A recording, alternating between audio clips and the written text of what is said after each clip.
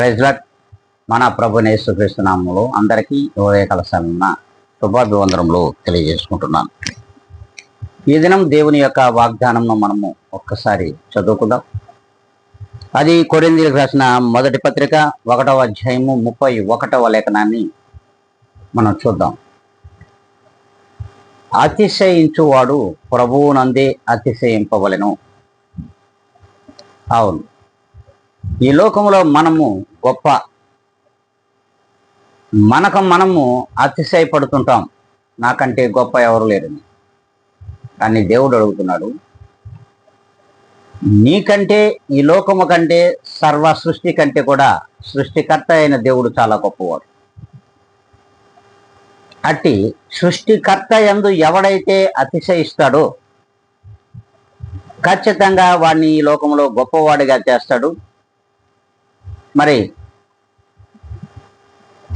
అట్టి మనుషులు దేవునిలోనూ దేవునితోనూ నివాసము చేయుటకు యోగ్యులని దేవుని వాక్యం సెలవిస్తూ ఉంది. నిన్ను బట్టి నీవు అతిశయించితే అది వ్యర్థం. ప్రభువును బట్టి నీవు అతిశయించు, నిశ్చయంగా దేవుడు నీ పక్షముగా కార్యములను జరిగిస్తాడు.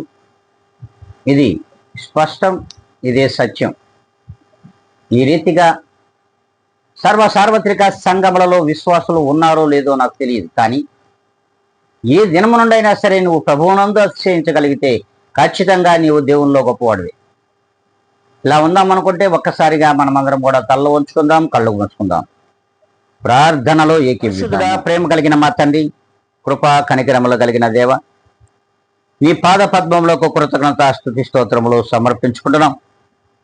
తండ్రి, ఈ దినమున వీక్షించుతున్నటువంటి నీ బిడ్డలందరినీ కూడా ప్రభు ఒక్కసారి జ్ఞాపకం చేసుకొని, వీక్షించుతున్నారన్న మాటే కానీ వినగలిగిన చెవులను వారికి దయచేయమని, గ్రహించగలిగినటువంటి హృదయమును సంపూర్ణముగా నీ ప్రియ బిడ్డలందరికీ దయచేయమని బ్రతిమలాడుకుంటూ, ఈ వాగ్దానము చేత అనునిత్యము మీలో అతిశయపడు బిడ్డలుగా నీ జనులను నీవు నడిపించమని ఎంతగానో బ్రతిమలాడుకుంటూ, ఘనత మహిమ ప్రభావాలు నీకు ఆరోపించుకొని, ఇదిగోనైనా నన్ను నేను అతి మిక్కిలిగా తగ్గించుకొని నీ పాదముల దగ్గర ధూళినైనటువంటి నేను యేసు క్రీస్తు నామములో అడిగి వేడుకొని ప్రార్థిస్తున్నాను మా తండ్రి, ఆమెన్.